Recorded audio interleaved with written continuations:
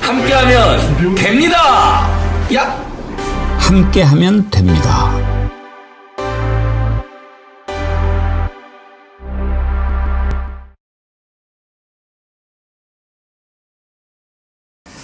여러분 안녕하십니까? 백운기입니다. 전쟁을 일으켜서라도 자신과 아내의 죄를 덮어보려고 했던 사악의 끝판왕 윤석열이 끝끝내 국민에게 사과 한마디 하지 않고 또다시 못된 국리를 하고 있습니다. 구속이 되고서 재판에 나오지도 않고 오늘 특검 조사도 불응할 움직임을 보입니다. 어제 변호인단을 4차례나 만났다는데 또 무슨 꿍꿍이를 꾸몄을까요? 보나마나 이번에도 구속적부심 신청해보고 특검 수사가 위헌이었더니 이런 주장하겠지요. 윤석열이 하는 짓을 보면 온통 자기 부정의 연속입니다. 윤석열이 어떻게 저 자리까지 갔습니까? 자신의 오늘을 있게 한 발판이 바로 박근혜 특검 수사팀장 아니었습니까? 무슨 짓을 하든 모든 증거는 지금 윤석열로 향합니다. 한덕수, 이상민이 결국은 사실을 털어놓을 거고 이종섭, 김계환, 김태효도 입을 열 수밖에 없을 겁니다. 딴에 법을 좀 안다고 법 기술을 부려보려고 하겠지만 정의 앞에 잔기술이나 잔머리는 통하지 않습니다. 생방송 백운기의 정치 1번지 출발합니다.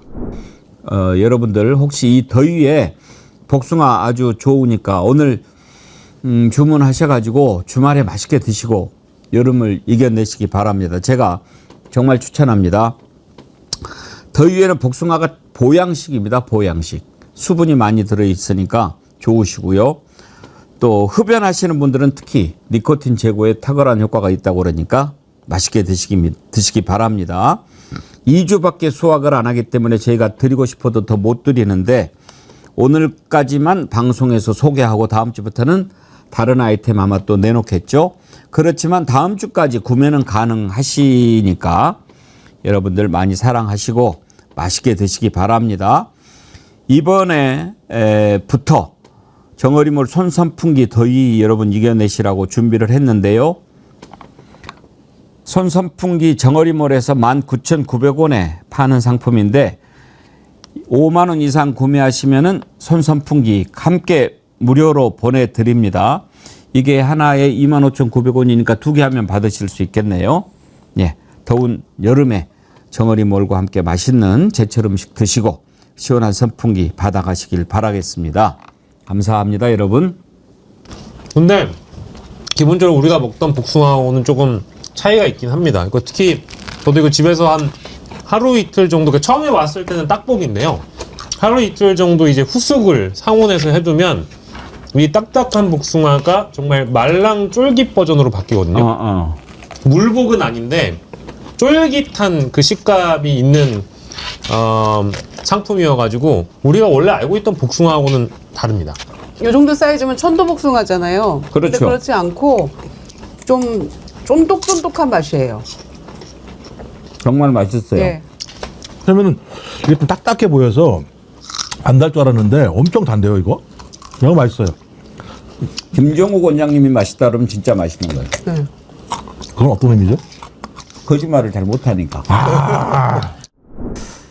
살인 더위가 지금 계속되고 있습니다. 전국에 온열 질환자가 늘어나고 오늘 뉴스를 보니까요. 지난 며칠 새에 택배 노동자가 3분이나 숨졌는가 하면은 경기도 고양시에서는 대형마트에서 카트를 정리하던 60대 노동자가 숨지는 안타까운 사고가 일어났습니다. 그야말로 살인 더위입니다. 그런데도 이달 하순에는 지금보다 더 독한 폭염이 온다고 하는데요. 정말 걱정입니다. 이렇게 폭염이 기승을 부릴 때는 정말 각별한 주의가 필요합니다. 우리가 폭우, 폭설 이런 건 눈에 보이니까 막 단단히 대비하려고 하지만 폭염은 뭐 그냥 버티면 되는 거 아닌가 이렇게 생각하실 수 있는데 절대 그래서는 안 됩니다. 하여튼지 폭염 대비하는 방법 일단요 운동량을 최소화해야 합니다. 움직이는 것 최대한 자제해야 되고요. 밖에 무슨 뭐 이렇게 볼일 있는 거 과감하게 그냥 취소해야 됩니다. 밭일 잠깐만 보면 안 될까? 안 됩니다. 예. 그냥 이럴 때는 그늘에 계시는 게 최고고요. 또 물을 약이다 생각하고 계속 드셔야 됩니다. 물을 많이 드셔줘야 수분이 이렇게 보충이 되고 하여튼 더위에 이렇게 뭐 그냥 뭐 버티면 되는 거 이렇게 생각하면 안 되고요. 약속도 팍 줄이셔야 됩니다. 밖에 나가는 거 자관 잠깐이니까 괜찮겠지 이런 거 절대 안 된다 하는 말씀 드립니다. 보통 더위가 아니니까요. 이럴 때 각별하게 좀 대비하시기 바랍니다. 삼복더위라고 그러잖아요. 그런데요. 오늘 제가 달력을 봤어요. 초복이 언젠가. 아직 초복도 안 왔어요. 20일이 초복이에요. 어떻게 참 마음을 단단히 드시고 이 더위 잘 이겨내십시다. 자, 오늘 함께 하실 네 분 패널 그래도 힘을 주시는 분들이 오셔서 더위 이길 수 있습니다. 김유정 의원님 어서 오십시오. 안녕하세요. 반갑습니다. 탄탄TV 김정욱 민지영 본장님 어서 오십시오. 예, 안녕하세요. 김정욱입니다. 우리에게 웃음을 주는 박영식 시사 에디터님 어서 오세요. 네, 반갑습니다. 박영식입니다. 앞에 뉴스토마토네. 아, 이거는 과거에 붙여놨던 건데. 뗐어야죠. 잡받쳐. 뗐어야죠. 정어리 TV 하나 만들어서 붙여줄게요. 아니, 스티커를 하나 주시면 붙여놓겠습니다. 아, 이게 오케이. 전혀 예상하지 못했습니다. 아까 제가 계란차 우측으로 그거 했는데 예. 계란차 우측으로.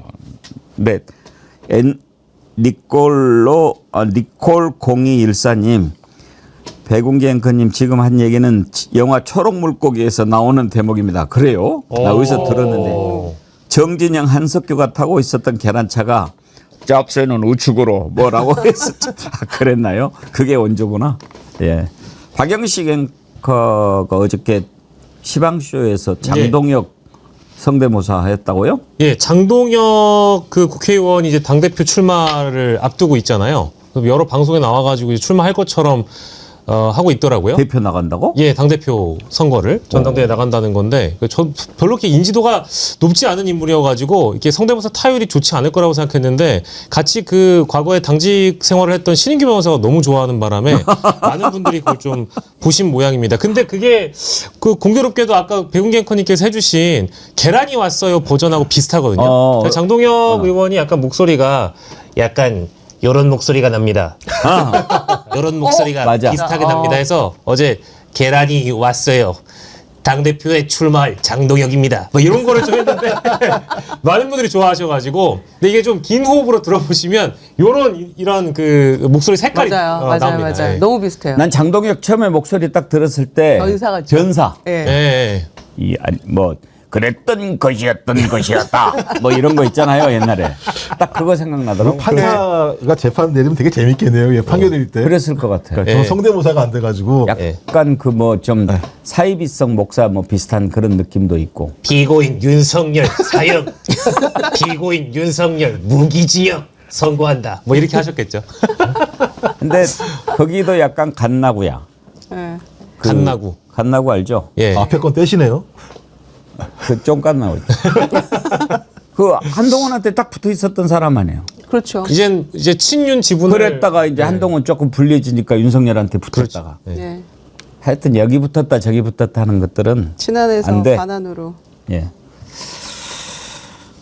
오늘 윤석열 이제 2시에 나오라고 사실 아침 9시에 나오라고 그래야 되는데 좀 봐주는 것 같은데 근데 지금 나온다 안 나온다 얘기가 없어요. 나올까요 안 나올까요 김유정 의원님? 나올 겁니다. 더워서 거기가? 더워가지고. 아무래도 거기 특검 조사실은 에어컨 나오잖아요. 에어컨 나오죠. 그래서 근데 지난번에 공수처 계속 버티고 가서도 진술도 안 하고 예. 어제 재판이 있었는데 안 나갔잖아요. 그런데 변호인단은 계속 접견했다고 그러는데 어제 이제 안 나간 것을 두고 직위원회도 당황했나 봐요. 이거 출석 안 한 거냐 아니면 거부냐. 그러니까 변호인단이 아니 뭐 새벽에 그렇게 했는데 부르는 게 그게 문제 있는 거 아니냐 그렇게 얘기를 했다고 해요. 근데 저는 이제 더워서 나올 거다 그렇게 생각하는 것도 있지만 박근혜도 나중에는 안 나와 버렸잖아요. 어떻게 할 것 같습니까? 아니 박근혜 전 대통령은 헌재 그 탄핵 심판할 때도 아예 안 나왔었죠. 근데 따박따박 나와가지고 본인이 계속 열을 올리면서 얘기를 하거나 아니면 졸고 있거나 둘 중에 하나는 했잖아요. 윤석열은. 그래서 특검 모르겠습니다. 호주머니 손 놓고 나오는 게 자포자기여서 이제 이다음부터 나는 뭐 될 대로 되라다 이런 마음이었는지는 모르겠지만 그래도 나와서 그 예의 모습을 계속 보이지 않을까 싶긴 한데요.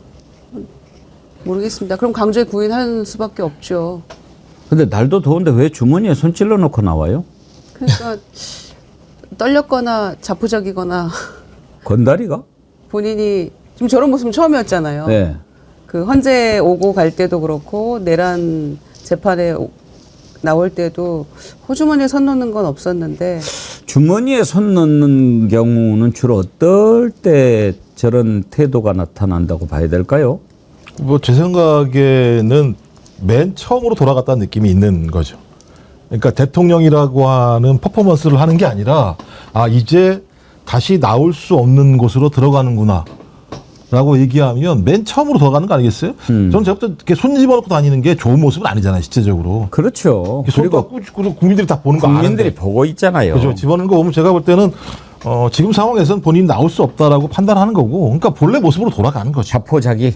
본래 모습. 그러니까 손 집어넣고 남들 무시하는 본래의 자기의 본성 같은 모습이 부지불식간에 등장할 거라는 생각이 들고 저는 그런 모습들의 첫 시발점, 시작점이라고 보는 게 맞지 않나 국민들이 안 볼 때는 뭐 기차에 발 올리고 그런 자니까. 근데 그 저 장면이 있기 전에 이미 보도로 나왔습니다마는 재판정에서 사실상 20분이 넘게 판사에게 읍소를 했다는 거 아니겠습니까? 변호사 구하기가 힘들다. 그리고 뭐 부인도 변호사 구하기가 어렵다. 네, 고립무원 뭐 그리고 고립무원이라고 한다든지 아니면 모두가 나와 연락을 단절하고 있다. 이런 식의 이제 사실상 읍소를 한 게 내가 이제 살면서 이렇게까지 해야 되나? 이제 이런 약간 분노와 짜증이 묻어났기 때문에 이제 뭐 이번 재판은 글렀다 싶어가지고 그냥 본연의 모습이 그대로 드러나고 또 밖에 또 지지자들이 있다 보니까 주머니에 찔러 넣으면서 나는 여전히 당당하다 이런 모습을 보여주고 싶었던 것 같아요. 뭐 오늘 조사를 받으러 나올지 안 나올지 모르겠습니다만 안 나온다면 이제 구인하는 방법이 있죠. 그렇죠. 김영남 의원님 오시면 좀 물어보려고 그러는데 구인 같은 거 할 때도 구속돼 있는 상태에 구인 영장 따로 발부를 받아야 되는가요? 아닐걸요 아마? 거기서 예를 그 특검 같은 경우가 얘기해서 인치하는 거니까 그럼 강제적으로 할 수 있는 거라고 생각이 들긴 하는데 이제 본인이 끝까지 버티면 제가 볼 때는 쉽진 않을 거라 생각이 들고 저는 오히려 그 수사 계속 거부할 거라고 봐요. 그리고 왜 꼭 굳이 그 시원한 거는요 접견실에 변호사가 불러도 시원하게 앉아있을 수 있습니다. 전 그래서 지금부터 지금 얘기 들리는 거에 의하면 수사 거부하겠다, 재판도 거부하겠다 이런 생각들이 많은 것 같아요. 그래서 그 변호인들한테 얘기했다는 게 나는 상관없으니까 김건희나 잘 챙겨라 이런 얘기를 했다는 걸 보게 되면 수사에 제가 볼 때 거의 호응할 생각이 없는 것 같고 오히려 지금 플랜 B를 가동하는 것 같다. 어차피 구속되고 지금 여러 가지 증거들 본인이 판단해 보니까 재판 결과도 뻔할 것 같고 그럼 유일한 방법은 누구겠습니까? 외부의 세력들을 잘 건사하는 게 가장 중요한 부분이겠죠. 그러면 김건희가 감옥에 들어가지 않도록 하는 게 윤석열에게는 플랜 B가 될 수 있겠죠. 이전과 지금이 다른 이유는 과거에 이제 현직 대통령 신분으로 구속됐을 때는 경호가 유지되기 때문에 강제 구인 절차가 좀 까다롭다라고 수사기관도 받아들였을 수 있는데 지금의 상황은 이제 파면될 전직 대통령이자 지금 완벽하게 이 동일한 형평성을 갖춰야 되기 때문에 강제 구인 절차가 어렵지 않을 거라고 보고 만약에 그조차도 응하지 않는다라고 하면 현장 조사가 가능하다고는 하는데 현장 조사를 특검이 굳이 구치소까지 가가지고 조사를 한다라는 것은 국민들의 감정이 일단 허락되지 않는 부분이 있어서 아마도 저는 뭐 좀 이런 표현 죄송합니다만 먹끌듯 끌고 나왔으면 좋겠다는 생각도 좀 듭니다. 그러니까 윤석열이 얼마나 한심한 작자냐면 국민들에게 여태껏 사과 한마디가 없잖아요. 그거는 뭐 그자에게는 기본값인 것 같은데 그날 지금 저 호주머니에 손 놓고 나오는 모습이 영장 실질심사 받고 나오는 길이었잖아요. 그런데 어찌됐거나 그 폭염에 본인의 지지자들이 거기 있었어요. 많은 숫자는 아니었지만. 그러면 본인의 이야기에 일관성이라도 있으려면 기자들한테 비켜봐요. 지금 저 사람들은 안 보이니까 정도의 할 기계를 보였다면 본인 지지자들에게도 한마디는 해야 되는 거 아닙니까? 그조차도 없어요. 그러니까 이것도 아니고 저것도 아니고 도대체 아무 생각이 없는 것 같아요. 무슨 생각으로 사는지. 그러니까 그 일관성도 없는 사람이기 때문에 뭐 아무것도 기댈 건 없죠. 김영남 의원이 변호사시니까 이따가 오시면 몇 가지 좀 궁금한 거 물어보기로 하고, 아까 주머니에 손 찔러 놓고 나오는 거 보니까 이거 한번 봐보죠. 김태효 국가안보실 일장했던 김태효가 이제 오늘 피의자 신분으로 특검에 나오지 않습니까? 김태효 하면은 여러분 뭐부터 생각나세요? 저는요, 싸가지가 생각이 나요. 싸가지. 정말 싸가지 없는 자입니다. 혹시 기억하십니까? 그때 기자들이 질문하는데 그 태도 정말 싸가지가 없었어요. 한번 김태효 어떤 태도를 보였는지 한번 보시죠. 동맹국인 미국이 우리에게 어떤 악의를 가지고 했다는 정황은 지금 발견되지 않고 있습니다. 미국 같은 경우에 같은 주제로 물어보시려면 전 떠나겠습니다. 됐습니까? 그럼 하나만 더. 네. 아니 미국 같은 경우에 지금 다른 주제 물어보세요. 네. 갑니다. 저랬던 자예요. 저게 뭐냐면 그때 도청 의혹이 터졌을 네네. 때죠. 네. 근데 기자가 물어보면 설명을 할 생각을 하죠. 인상 팍 쓰면서 그거 물어보면 다 갑니다. 이게 뭐예요? 그러니까 언론에 대해서 일관되게 싸가지가 없어요. 대통령도 마찬가지였고 윤석열도 대체로 그런 것 같고, 권성동 원내대표 시절에는 또 어떻게 했습니까? 막 거의 손목 이 폭행까지 하지 않았습니까? 그러니까 이 정권이 전 정권 이 사람들이 일관성은 있는 것 같아요. 이 언론에 대해서 저렇게 그 폭력적으로 대하는 그런 방식. 본인들이 잘못한 거 아닙니까? 도청에 대비도 못하고 괜히 대통령실 옮긴다고 해가지고 그런 사달이 났으면 사과부터 하고 겸손한 모습을 보여야지. 악의적으로 한 건 아닌 것 같은데 미국이 그거 또 물어볼 거야? 그럼 나 갈 거야. 이런 태도잖아. 이런 오만방자한 태도가 어디 있습니까? 언론을 대할 때는 국민을 대하듯 해야 되는 거 아닙니까? 하여튼지 싸가지가 없는 거예요. 어떻게, 그리고 사실 저것만이 아니고 왜 그러면 저런 싸가지가 나오느냐. 일단 기본적으로 인성이 잘못된 놈이고, 두 번째는 윤석열이 나한테 어떻게 하고 있는데, 그러니까 너네들이 아무리 뭐라고 해도 나는 끄떡없어. 이런 생각으로 그러는 거 아니겠습니까? 예, 그래서 제가 볼 때는 뭐 이제 농담 같은 얘기인데 윤석열 3617한테 한 얘기 아닌가? 갑니다. 나중에 만나겠죠, 거기서. 제가 볼 때는 그런 생각이 드는데, 기본적으로요, 이 김태효라는 인간은 한국보다 미국이나 일본을 더 좋아하는 인간이에요. 쭉 얘기를 들어보게 되면 한국을 되게 낮게 보고 미국과 일본은 되게 중요하게 봐서 우리의 안보를 지킬 수 있는 나라가 어떤 나라냐? 미국과 일본밖에 없다. 우리가 무슨 힘이 있냐? 이런 생각을 가지고 있는 것 같고, 또 하나 권력에 취했다는 건 윤석열과의 관계도 있습니다만 지금 가장 중점이 되고 있는 게 소위 김건희와 김태효 부인과의 관계가 가장 중요한 문제로 아마 나중에 나오기 시작할 겁니다. 전 그렇다면 그냥 단지 대통령과 참모의 관계가 아닐 정도의 권력들을 향유할 수 있는 네트워크가 있다라고 하는 자신감이 없으면 저 따위로 못해요. 실제로는 안보실장도 아니고 1차 장관밖에 안 되는 상황인데, 뭐 김성화도 날렸잖아요. 그때 보면 안보실장도 날리고, 그러니까 자기 마음대로 안보실을 움직일 정도의 힘이 있다라고 얘기하는 건 윤석열 대통령과 안보실 차장 간의 관계가 아닌 그 외의 권력 관계들에 대한 자기 확신, 자기 자신감이 없으면 저렇게 말할 수 없는 거죠. 그러면 저는 공식적인 권력 관계 말고 매우 비공식적인 권력 관계에서 상당히 중요한 힘을 가지고 있다라고 하는 것이 저런 발언을 통해서 확인될 수 있기 때문에, 저는 김태효 부부 같은 경우도 이후에 또 저희가 경악할 만한 내용들이 나올 만한 하나의 소스 중에 하나라고 생각합니다. 과거에 그 김태효가 김성한 전 국가안보실장을 뛰어넘어서 대통령에게 직보하거나 했던 전례가 있었던 걸 보면, 아까 앵커님이 말씀 주신 대로 일단 인성 자체가 글러먹은 인간이고요. 조직 문화에도 어울리지 않는 인간이라고 봐야 될 것 같고, 쥐잘난 맛에 살아왔던 사람 아니겠습니까? 그래서 뭐 이런 대목들이라는 게 사실 윤석열 정권의 공통적인 인사들의 특징이라고 봐야 되겠죠. 그러니까 최혜병 그 순직 사건에 외압 그 박정훈 대령이 그 고생을 하고 있는데, 안보실 1차장인 김태효가 윤석열의 가장 최측근이자 실세였잖아요. 그리고 사면까지 시켜서 대통령실에서 데리고 꽁꽁 싸매고 데리고 있었던 사람 아닙니까? 그런데 최혜병 특검 그 최혜병 사건 관련해서도 그렇고 그다음에 계엄 때도 그렇고 너무 조용했어요. 아무도 이 사람에 대해서 지금 그 행방이 묘연했잖아요. 무슨 역할을 분명히 했을 텐데 가만히 있을 사람은 아니었을 거고 의논을 하든지 뭔가 실행 과정에서 역할을 했다고 저희는 추측을 하는데 그런데 이제 본격적으로 특검이 발족하니까 드디어 일이 제대로 돌아간다 그런 생각을 하게 됩니다. 교수하고 있는데 지금 이제 끌려오는 거 아닙니까 피의자로. 오늘 이제 김태호 피의자 신분으로 소환을 했는데 해병 특검이 방금 들어온 속보 윤석열 집 압수수색 들어갔군요. 이제 김건희 관련된 것도 찾고 그러겠죠. 윤석열도 보고. 그리고 임종득 예. 의원실 압수수색을 했네요. 집도 압수수색하고. 임종득이 이자도 지금 최혜병 수직 관련해가지고 조사 받아야죠. 그때 당시에 안보실 2차장이었던가 했죠. 예. 네. 네. 그렇습니다. 그리고 조태용 국정원장도 최혜병 특검에서 지금 압수수색했고요. 그때는 안보실장으로 있었죠. 음. 조태용 국정원장이 그쵸. 국정원장 옮겨가기 전에 안보실장 하다가 갔으니까. 예. 그 지금 싸가지 얘기를 하고 있는데 우리 김용남 의원님 오셨으니까 궁금한 거 2가지 좀 여쭤보려고요. 오늘 윤석열이 안 나올 가능성이 있지 않습니까? 그렇죠. 나오라고 그랬는데 네.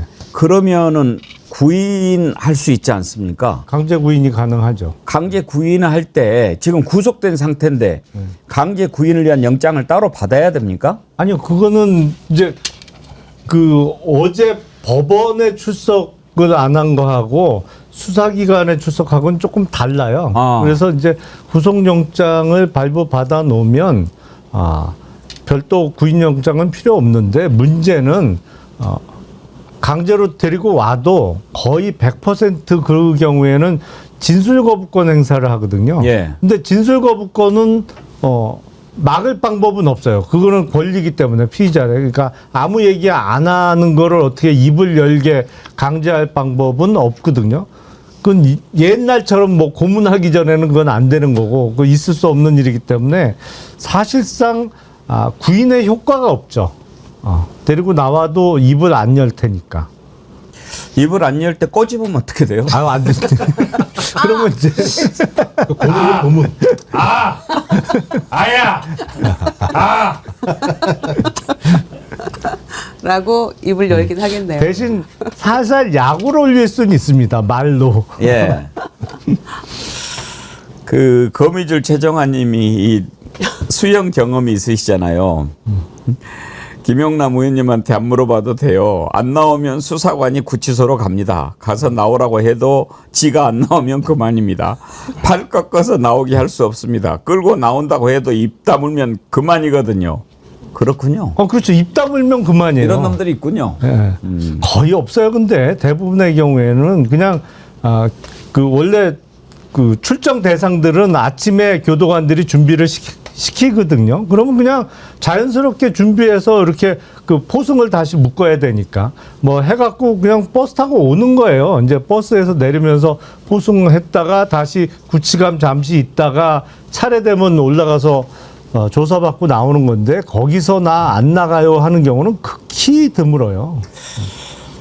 나오게 하려면 방법이 몇 가지가 있기는 있는데 근데 김용남 의원님 보시기에 오늘 윤석열 나올 것 같습니까? 안 나올 것 같습니까? 안 나올 것 같아요. 그래요? 네. 안 나온다는 거 무슨 전략일까요?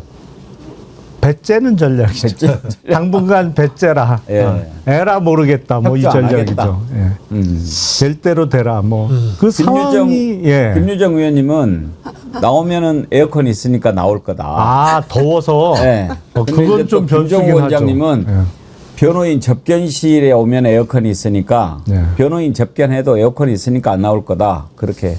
그렇죠. 양쪽은 변호인 접견실은 에어컨을 틀어주고 특검에 출석해도 구치소 안보다는 시원할 테니까 그건 변수네. 날씨가 변수네요, 결국엔. 뭐 실제 특검 쪽에서 어떠한 식사 메뉴를 선택하게 해주는지에 따라서 뭐 윤석열의 고민이 있을 수도 있다고 보는데 요즘에 그 수용자 부식물 차림표가 워낙에 다들 잘 나와서 공개가 되어 있어서 저녁 메뉴가 또 해장국이랍니다. 아마 또 아니 그럼 특검에서 연어회랑 네. 소주를 좀 준비하면 네. 나와서 술술 불지 않을까요? 혹시 그럴 가능성도 있는데 출석은 하겠네. 맛있는 거 먹으러. 점심은 닭갈비, 저녁은 어쨌든 소세지도 나오고 해장국도 나오니까. 그다음에 수감 번호가 3617이잖아요. 예. 이건 어떻게 부여가 되는 겁니까? 그거는 제가 알기로는 그냥 랜덤하게 부여하는 거로 알고 있는데요. 1년 번호가 있는 건 아닙니까? 아니 번호에 있지만 그 비어 있는 번호는 이렇게 듬성듬성 이렇게 출소하면 그 번호 비어 있고 뭐 이랬잖아요.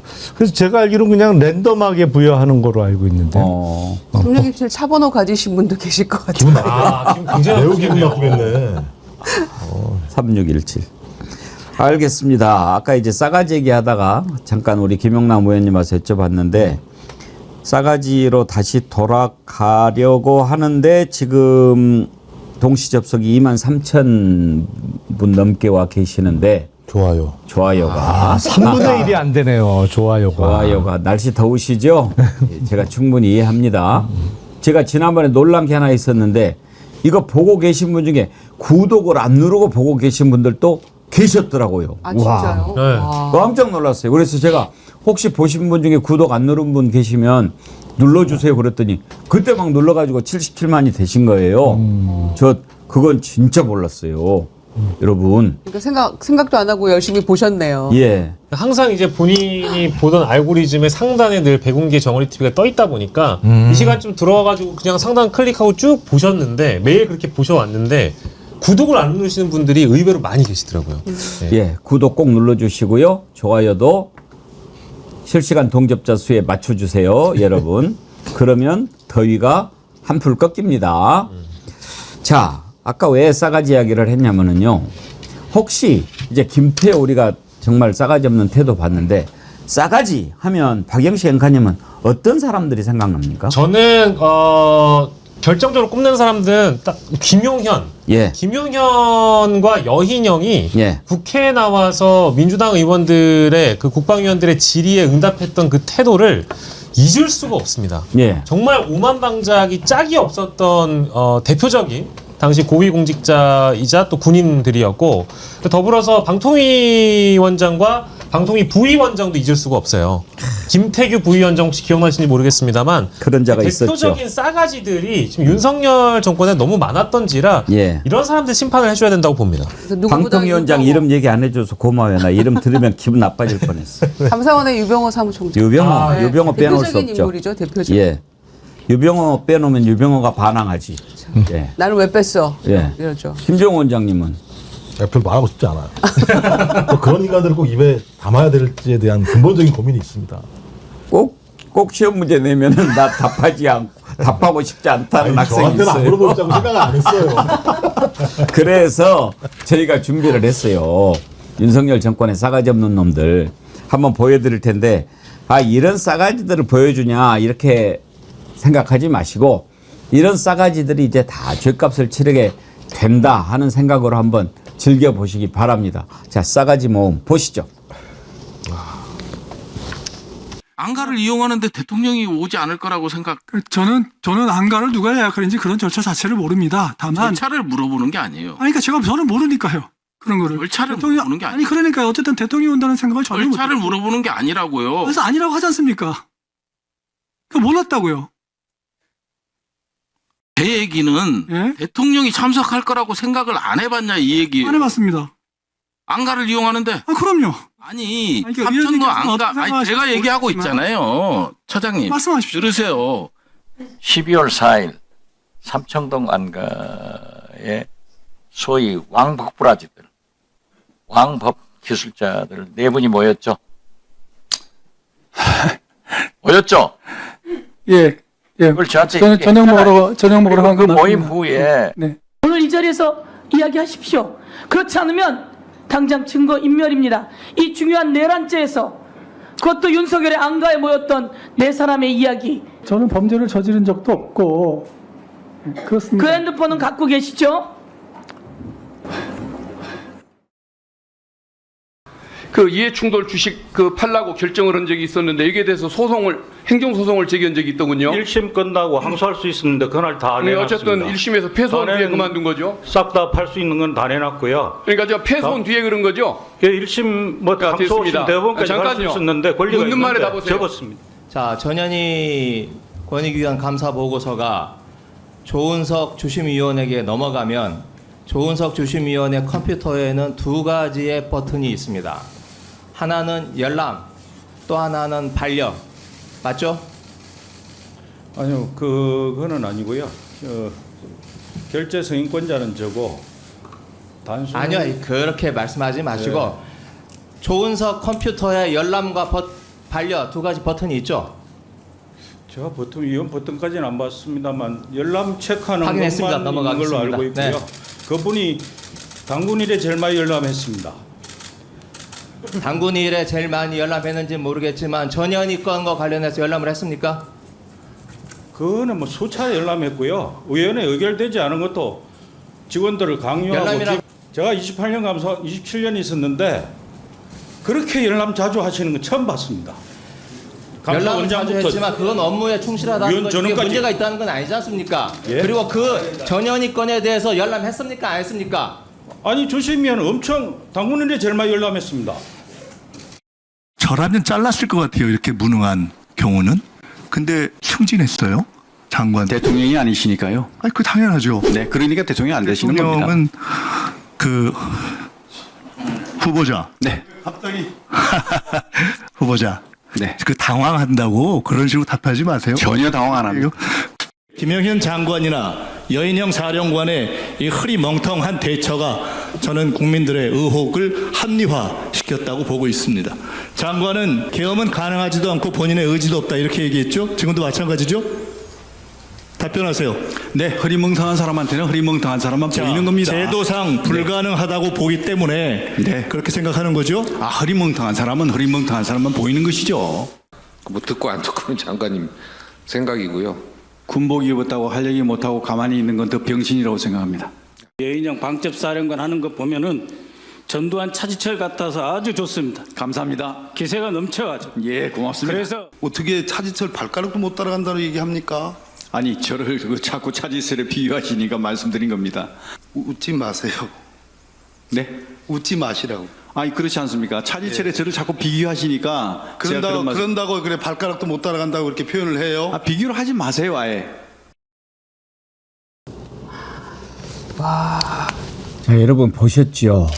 이완규 법제처장, 김용현 국방부 장관, 유병호 당시 감사원 사무총장, 저런 자들이 이제 윤석열 믿고 까불었던 거죠.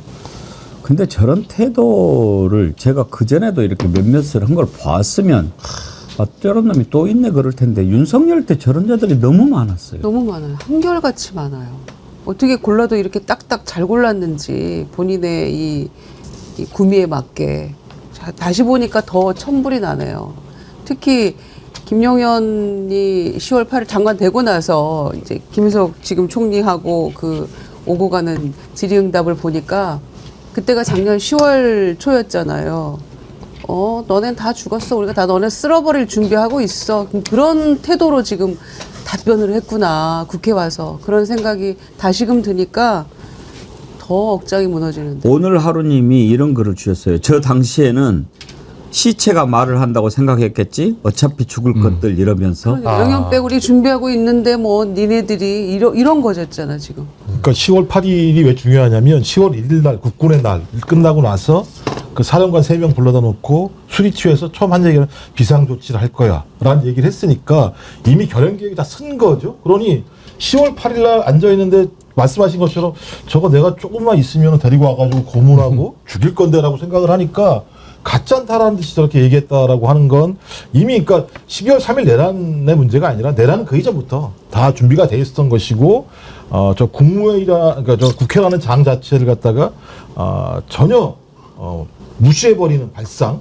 그러니 이재명 대통령이 국무회의에서 당신들은 임명직이야. 선출직에 대해서 존중해야 되라는 얘기를 할 수밖에 없었던 사태들을 만들어냈던 전 윤석열 정권의 풍광이라는 생각이 들어요. 저기 보면. H2님 세워놓고 한 대씩 때려주고 싶네. 이은주님 앵커님 이 더위에 혈압 터지라고 한 방에 다 몰아넣어서 세트로 보여주시는 겁니까? 미워 그래. 아니 이것들 다 한 번에 다 정리가 된다는 거 생각하시면 더위가 앞으로 가시지 않겠냐 이런 말씀이었어요. 좀 시원하지 않습니까? 예, 이제 저 그 과거에 이제 죄송한데 꼬라지를 보고 나니까 이제 저 인간들이 저 생물들이 받을 법적인 처단이라는 것을 기대하게끔 만드는 그런 장면이고, 저는 김용현이 신임 국무위원으로서 이제 국회에 와서 인사를 돌 때가 기억이 나는데, 심지어 국회의장이 야당 쪽에게도 인사하라고 하니까 그냥 무시하고 나가버려요. 그런 장면에서도 굉장히 분노했지만, 그 아래에 있었던 여인영 같은 경우에도 부승찬 의원이 질의하거나 했을 때 왜 질문하는데 고함을 치느냐, 대답할 가치를 못 느낀다. 이게 그때 당시의 상황이었거든요. 그러니까 이게 아까 두 분 다 말씀 주신 대로 이 고압적 태도와 야당 의원들의 무시를 하는 그 배경에는 우리가 곧 계엄을 통해 이 작자들을 다 쓸어버릴 텐데 이런 벌레만도 못한 것들이 우리한테 감히 기어든다, 대든다라는 그런 심리를 갖고 있지 않았겠습니까? 이제 저 싸가지들의 종말이 다가오고 있는 거 아니겠습니까? 저런 것들 좀 집어넣으면은 싸가지가 좀 한풀 꺾입니까? 그 사람마다 조금 다르기는 합니다만 그 좀 쉽게 교정 교화가 되는 스타일들이 있고, 교정 교화가 아주 정말 장기간의 수감이 필요한 경우들이 있는데, 제가 보기엔 지금 봤던 사람들 중에 일부는 쉽게 될 거예요. 왜냐면 아차 싶을 거고 지금 그런 사람이 있는데, 대표적으로 그 재구속된 윤석열 전 대통령의 경우가 제가 보기엔 교정교화가 제일 까다로운 그 케이스입니다. 예, 잘 안 될 거예요. 그 법무부에서 TV 편성을 매주 바꾸는 걸로 알고 있는데요. 저도 뭐 이제 수용자들 식단뿐만 아니라 어떤 TV를 보는지 관심이 있어가지고 지상파만 틀어주잖아요. 거기 프로그램 이름 보니까 종교 방송도 많이 넣어주더라고요. 그래서 윤석열이 유튜브를 못 보기 때문에 어쨌든 TV라도 좀 간간히 틀 것 같은데, 저녁 방송에는 주로 CBS나 평화방송이나 이쪽에 그 프로그램 이름들이 제가 보니까 새롭게 하소서 뭐 이런 프로그램들이 방영이 됩니다. 그런 프로그램을 본다고 이 인간이 교화되진 않겠지만 좀 그런 프로그램 보고 나서 좀 교화가 됐으면 좋겠다는 기대를 좀 해봅니다. 오히려 계속 MBC를 틀어주는 게 좀 효과가 더 빠르지 않을까요? 새로운 고문 방식이긴 하겠네요. 계속 자기 그 욕하는 프로그램을 보여주면.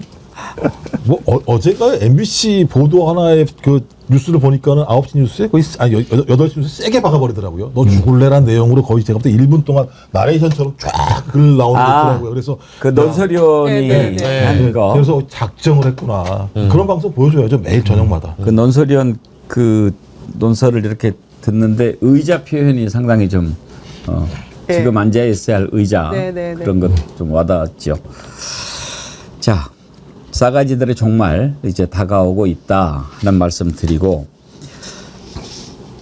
내란과 관련해서 이제 내부자들이 하나하나 실체를 드러내고 있습니다.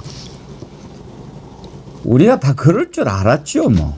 몰랐겠습니까? 그런데 하도 거짓말을 뻔뻔하게 해대고 정말 그랬을까 막 이런 생각들 들었지만 그런 거짓말은 결코 오래가지 못하지요.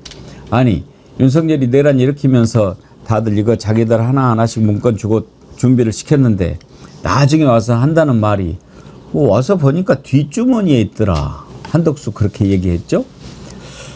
그때 박선원 의원인가? 누구한테 물어보는데 아주 잘 물어보더라고요. 어느 쪽 주머니였어요? 왼쪽이요, 오른쪽이요? 그러니까 한덕수가 뒷주머니에 넣었다. 그러면 뒷주머니면 되게 바지 뒷주머니를 이야기하는 거잖아요. 대통령이 준 문건을 바지 뒷주머니에 넣어요? 양복 안주머니에 넣었다고 그래도 이거를 믿을까 말까 하는데 뒷주머니에 넣었다. 이상민은 더 가관이었죠. 저쪽 책상에 뭐 이렇게 문건이 있어서 이렇게 봤는데 뭐 거기에 뭐 단전 단수 뭐 이런 게 있더라 해가지고 너는 몽골이냐? 시력이 한 6.0 되냐? 우리가 그렇게 생각했잖아요. 그런데 거기에 CCTV가 있었던 거를 이자들이 몰랐던 거예요. CCTV에 그전에는 또 음성은 없었는데 김용현이 거기에 음성 기능까지 이렇게 다 해서 녹화하고 막 이렇게 해놨대요. 지 발목 지가 잡은 거죠. 근데 그때 당시에 CCTV 화면을 보면 한덕수, 이상민 이 두 사람이 문건을 이렇게 자세히 들여다보고 그 문건 가지고 얘기하고 그런 장면이 다 이렇게 담겨 있어요. 그거 한번 볼 수 있습니까? 예. 이거 보면 지금 저게 실제 CCTV 화면인지 CCTV 화면이 이렇게 잡혔을 것이다라고 예상을 해서 JTBC가 만든 건지는 모르겠습니다만 지금 나오는 걸 보면 저런 식으로 문건을 가지고 아예 뭐 이렇게 저렇게 얘기를 다 하고 그런 게 딱 증거로 잡힌 거예요. 그러니까 적어도 한덕수 또 뭐 최상목, 이상민 이런 자들이 얘기했던 것은 거짓말이라는 것을 알 수 있지 않습니까? 이 자들이 그때 뭐라고 얘기했는지를 한번 다시 들어보시죠. 해제 국무회의를 마치고 네. 그리고 사무실로 출근을 해서 예. 제 그 양복 뒷주머니에 있는 것을 알았습니다. 덮어놓자 무시하자고 하고 그냥 보질 않았습니다. 내용을요. 종이 쪽지 몇 개를 좀 멀리서 이렇게 본 게 있습니다. 소방청 단전 단수 이런 내용이 적혀져 있었습니다. 김영남 의원님. 네. 어쩌면 저렇게 말을 할 수 있었을까? 지금 보면 참 가소롭기도 하고 웃기기도 해요. 그러니까 저도 공무원 생활 한 15년 했습니다만 있을 수 없는 이야기를 지금 하고 있는 거죠. 셋 다. 더군다나 한덕수 총리는 공무원만 40몇 년 한 분 아니에요? 이상민 전 장관도 판사 생활했고 최상목도 역시 마찬가지고 직업 공무원 출신이 대통령이 뭐라고 줬는데 그거를 보지도 않고 이렇게 접어갖고 바지 뒷주머니 뭐 어디에다 넣어놨다가 그냥 아랫사람 준다? 자기는 내용도 모르고 큰 어디 저 면사무소에서도 그런 일은 일어나지 않아요. 큰일 나죠. 말이 되나요? 그러니까 억지로 말을 만들어서 하다 보니까 이제는 다 하나둘씩 진실이 증거에 의해서 저 얘기할 때 아무도 믿지도 않았지만 이제는 빼도 박도 못할 증거에 의해서 거짓말이었던 게 입증이 되는 거고 그 내란의 공범의 범위가 이제 넓어질 수밖에 없어요. 지금까지는 군 사령관들만 구속이 돼 있는 상태입니다만 국무위원 쪽에 없을 수가 없죠. 이제는 후속자 많이 나올 겁니다. 김정은 원장님. 예. 그 한덕수 총리는 이 본인이 뒷주머니에 넣었다는 말도 안 했어요. 나중에 보니까 뒷주머니에 있더라 이거였고. 그럼 누가 집어넣었을까요? 그러니까요. 최상목은 나는 안 보고 접어서 그냥 보좌관 줬다 이렇게 얘기를 한 건데 나중에 CCTV에 이상민, 한덕수 두 사람이 다 페이퍼 들고 얘기하는 거 다 나왔고 그게 계엄 선포문이다라는 것이고 그다음에 그 테이블에 있던 거 다 걷어갖고 나왔다는 거 아니에요. 한덕수. 그리고 접견실에 있는 것까지 싸그리 걷어갖고 나와가지고 그중에 하나를 강의구 부속실장이 가지고 나중에 사후적으로 선포문 그거 조작해서 만들 때 그걸 또 활용했다는 거잖아요. 그 내용 보고. 그래놓고는 나중에 보니까 뒷주머니에 있던데 본인이 넣었다는 말도 안 했거든요. 누가 억지로 집어넣어서 그거를 본인이 발견만 했다는 거 아닙니까? 말도 안 되는 소리를. 저 문건 내용이 궁금한데 김정은 원장님 생각하시기에 어떤 내용일까요? 다 지시죠. 내란과 관련된 지시 내용들이 다 부처별로 들어가 있는 거죠. 그러니까 제가 볼 때는 그날 다 모든 부처에 있는 사람들에게 갔을 거예요. 그리고 다 뭐 모든 부처는 아니겠습니다만 자기에게 필요한 사람들만 국무회의에 불렀다는 거잖아요. 근데 그런 부른 사람들에게 명확한 지시가 있을 거라는 생각이 들고 그 지시의 핵심적인 내용들은 저는 두 가지인 것 같아요. 하나는 계엄사를 어떻게 구성할 것인가의 문제랑 그다음에 비상입법기구를 어떻게 만들 것인가의 문제가 가장 핵심적인 사안일 거다. 그래서 저는 12월 3일 날 국무회의도 중요합니다만 그 앞에 11월 26일 날 김주현 민정수석, 박성재 법무부 장관, 이복현 금감원장, 한기정 공정거래위원장이 모였으면 제가 볼 때 이건 돈 만드는 모임이었을 가능성이 높다라고 판단하는 거거든요. 그러면 돈을 어디서 갖고 오겠어요? 대부분 다 예산이 확보가 안 되면은 기업이나 이런 데서 돈을 갖고 갈 수밖에 없는 측면들이 있겠죠. 이런 생각이 있었고, 그다음에 12월 2일 날 윤상현하고 독대했다는 거 아닙니까?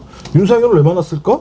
제가 볼 때는 비상입법기구를 구성하게 되면 그 비상입법기구를 운영해야 될 거잖아요. 숫자가 한 100명 정도 수준으로 줄어드는 거니까 거기에 누굴 맡기면 좋을까? 이거 대략 추정입니다만.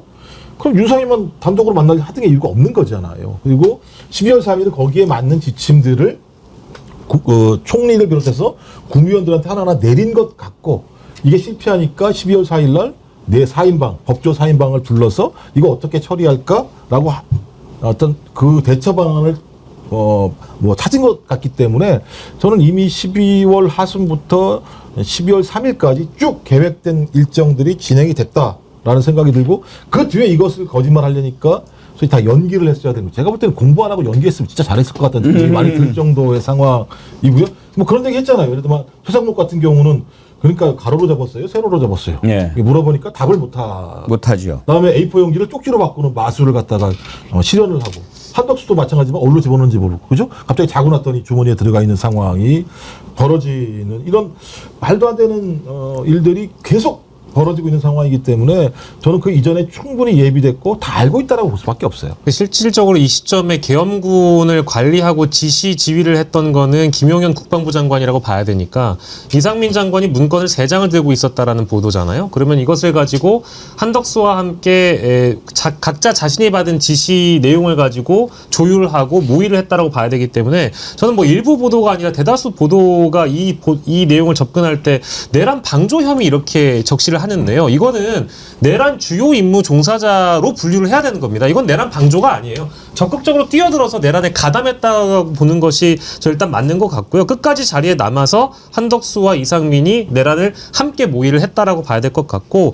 지금 뭐 조선일보 피셜이긴 한데 앞에서 앵커님께서 짚어주셨던 윤석열의 오늘 특검 소환 조사는 불출석하겠다라고 사유서를 어제 오후에 특검 쪽에 윤석열 측에서 제출을 했다라고 한 것 같다라고 지금 단독 보도가 조선일보에 떴는데, 다만 절차상으로는 구치소 측에서 특검 쪽으로 오늘 오전에 불출석 사유서가 전달되지 않은 것으로 확인이 됐대요. 그럼 이거는 지금 조선일보의 취재에 의하면 어제 오후에 윤석열 측에서 특검 쪽으로 우리는 불출석하겠다라는 사유서를 제출을 했다라고 취재상으로 확인이 됐는데, 오늘 오전 절차로 또 따져보니까 구치소 쪽에서는 불출석 사유서가 특검 쪽으로 건네간 적은 없다라는 확인이거든요. 요거는 좀 더 면밀하게 들여다볼 필요가 있겠습니다.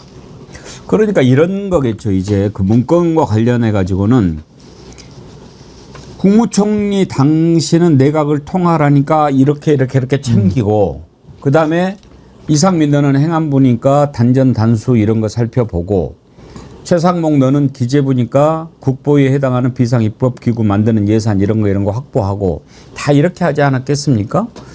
그러니까 지난번에 윤석열 구속영장 청구하기 전에 특검이 불렀던 사람들이 내가 그때 국무회의에 참석하지 않은 장관들 이렇게 불렀는데, 그런 거를 보면 퍼즐이 이렇게 맞춰질 것 같습니다. 다 그런 게 이미 내란 모의 단계에서 기획이 된 거죠. 자, 국무회의를 열어야 되는데 일단 반대할 놈들은 빼. 그리고 나와서 일단 대가리 숫자는 맞춰야 되니까 뭐 큰 영향가 없이 그냥 내 할 놈들만 불러. 그렇게 해서 11명 맞추고, 그 다음에 문건을 작성을 해서 이렇게 각자 시달해. 그렇게 하고 시작한다. 딱 이렇게 했을 거란 말이에요.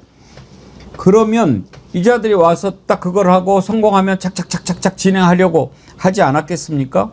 이게 그야말로 주도 면밀하게 내란을 모의하고 실행에 착수한 결정적인 증거가 되는데, 그러면 이런 문건을 만든 사람이 있을 거 아닙니까? 이게 뭐 손으로 쓰지는 않았을 거고, 그래서 쪽지라는 표현을 쓰지 않는 겁니다. 맨 처음에 쪽지 이러면서 일부 언론에서도 그걸 별거 아닌 쪽지 하면 우리 뭐 포스트잇 이런 거 생각하잖아요. 그게 아니고 정식 문건이란 말이에요. 그러면 이 문건을 작성을 누가 했는가, 그런 거 이렇게 압수수색하고 이러면 딱 나올 것 같은데, 김영남 의원님. 당연히 있죠. 작성을 실제로 실행한 사람도 있지만 그 내용으로 문건을 만들으라고 지시한 사람도 있을 텐데 그 지시는 당시 윤석열 대통령의 머리에서 나올 수 없는 내용이에요. 이거는 정말로 국정 전반을 알아야, 돌아가는 시스템을 알아야 부처별로 해야 될 일을 나눠줄 수가 있거든요. 그러면 그거는 윤석열은 아닌 거죠. 그럼 누구냐? 누군가 있죠, 분명히.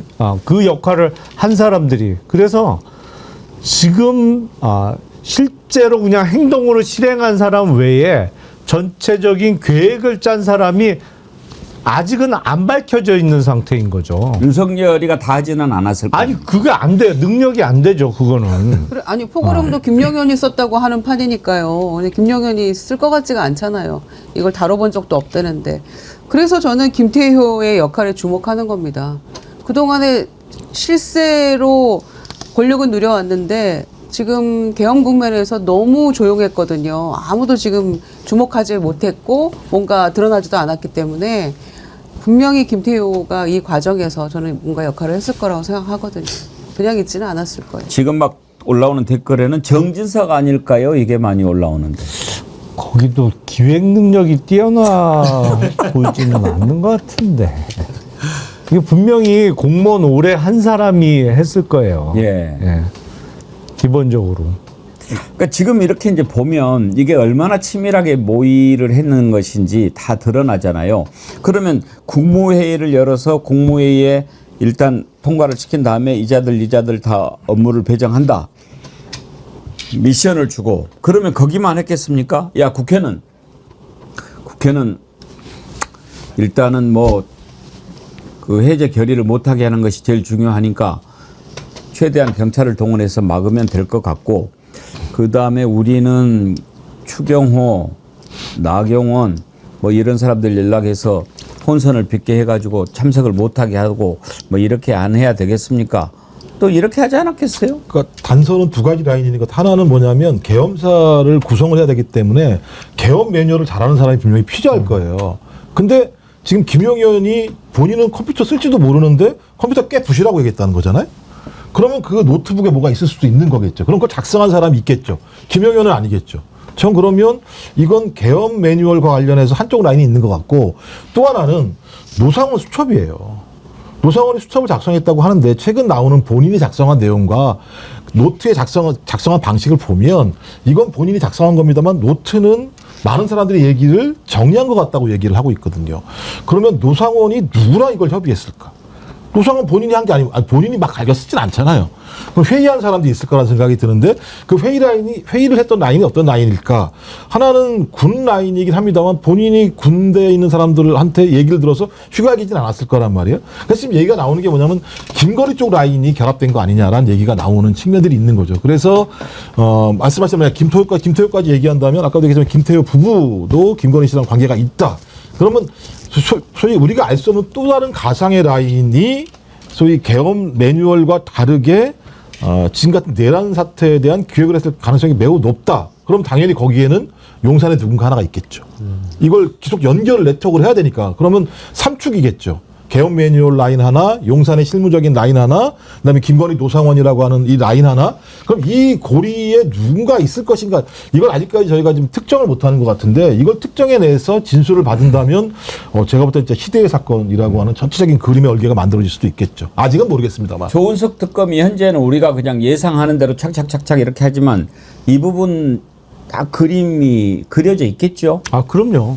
사실은 이게 수사를 하다 보면 전체적인 그림이 안 그려지면 수사가 잘 되고 있지 않는 거예요. 그러니까 우리가 그림을 그려보면 누군가 기획자가 분명히 있다. 그리고 실무자가 도와준 사람이 당연히 있을 수밖에 없고, 그리고 이제 실행 단계에서 계엄군이나 이런 사람들이 동원이 된 것이죠. 근데 지금 이 맨 끝단만 지금 나와 있단 말이에요.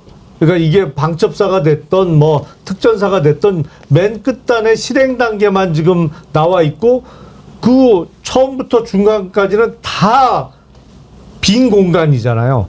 이걸 채워가는 게 수사인데 조은석 특검이 이걸 모를 리가 없고, 나름대로 찾아가면서 그림을 그려가고 있을 겁니다. 그러면서 압수수색이나 뭐 사람 불러서 조사를 했을 때 본인이 미리 그렸던 그림하고 다른 증거들이 계속 나온다. 그러면 그 얘기는 그림이 틀렸다는 얘기예요. 그러면 그 나오는 증거에 따라서 다시 수정을 해 가거든요. 그래서 결국에 수사라는 것은 처음에 그렸던 그림을 맞는지 틀리는지를 확인해 가면서 최종적으로는 그래서 이게 막힘이 없어야 돼요. 쭉 연결이 돼야 돼요. 중간에 이건 물인데 이거는 물리적으로 불가능한데 그러면 이게 수사가 완결된 게 아니에요. 그런데 그걸 처음부터 끝까지 완성을 시킬 겁니다, 이제. 박영식 에디터님이 그림 잘 그리시니까 그림을 어떻게 그렸을 것 같습니까? 저는 이제 최근에 내란 수사팀 쪽에서 그 JTBC 탐사보도팀을 접촉한 걸로 알고 있어요. 근데 그 JTBC 탐사보도팀이 단독 보도를 했던 게 이제 안가회동의 4인방 멤버, 요거를 이제 초기 보도했던 기자가 있거든요. 그때 이완규는 심지어 이제 관용 차량을 타지 않고 치밀하게 택시까지 타고 그때 안가회동을 참석을 했었다. 이제 이 보도를 한 기자인데 특검팀에서 그 영상을 달라고 했다라고 합니다. 그 안가회동 당시에 뻗치기를 그 탐사보도팀이 했었는데 4인방 말고도 추가적인 차량들이 들어가는 장면을 영상으로 찍었는데 그 영상이 어둡고 또 경찰 쪽에서 그 당시에 이 차량 번호를 좀 확인을 해달라고 부탁을 했는데 그때 당시에 안 해줬답니다. 내란 수사팀에 전화가 와서 그 영상을 좀 공유해 줄 수 있겠냐라는 부탁을 한 걸 보면 내란 특검팀은 현재 이 안가회동에 저희가 알고 있는 법률비서관을 포함해서 5인의 멤버가 들어갔잖아요. 그거 말고도 플러스 알파에 한 서너 명이 더 참석했을 가능성을 염두에 두고 실제 내란의 설계자 그리고 내란 이후에 수습하는 방향 이런 것들을 누가 기획했는지를 아마 정점을 찍고 아마 그 수사를 하고 있지 않을까 생각이 듭니다. 그러니까 이게 지금 저희가 말 한마디 한마디가 되게 중요한데 김영현이 내란에 실패하고 난 다음에 2-3시쯤에 노상원한테 그러지 않습니까? 이제 어떻게 하냐 상원아. 그걸 왜 물어보라고 노상원한테 상식적으로요. 그러니까 저희 윤석열, 김용현이 만든 그 개통 라인 아니에요? 근데 갑자기 2-3시쯤 전화해서 실패하고 나니까 상원아 이제 어떻게 하냐? 라고 얘기하면 이 모든 계획은 노상원으로부터 나올 수 있을 거라고 추정할 수밖에 없는 대목들이 있잖아요. 노상원도 혼자 했겠습니까? 그렇죠. 근데 노상원이 작년 9월부터 11월까지 김용현 관저에 거의 수십 차례 드나들었다는 얘기가 있잖아요. 그럼 이 얘기는 김용현과 노상원이 계획을 했겠죠. 근데 제가 계속 얘기하는 건데 그 시점에 김건희가 김용현 관저에 갔다는 거예요. 그럼 왜 갔을까? 그럼 김건희가 거기 관저에 갔을 때 혼자만 갔을까?